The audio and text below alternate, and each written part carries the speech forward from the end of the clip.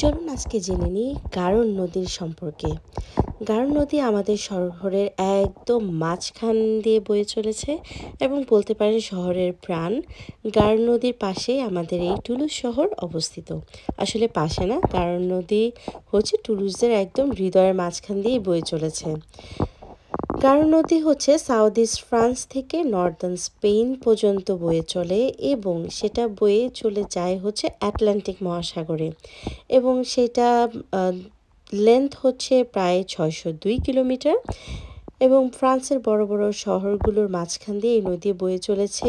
ধরেন টুলুজ, বর্দু, আজন, মারমান্দ, সেনগুদান্স আরও অনেকগুলো শহর এবং সাথে সাথে চলে গিয়েছে সেটা নর্দার্ন স্পেনে।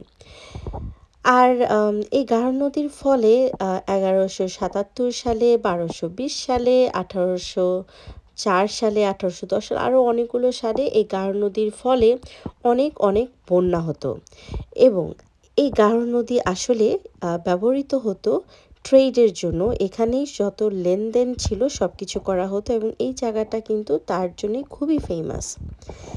এবং এই নদীর স্রোত, সেই স্রোত ব্যবহার করে এখন বানানো হয় ইলেকট্রিসিটি।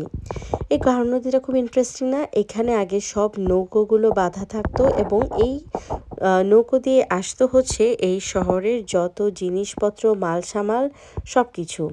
এই নদীর মাধ্যমেই ট্রেড হতো এক শহর থেকে আরেক শহর, এক দেশ থেকে আরেক দেশ।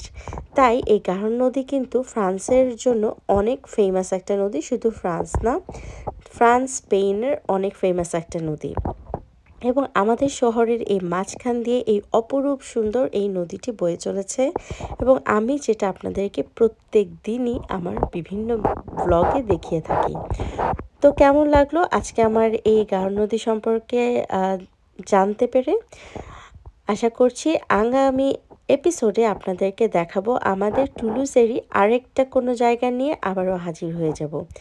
আজকে এখানেই বিদায় নিচ্ছি। গারো নদীর তীর থেকে সবাইকে বিদায় জানাচ্ছি। বাই।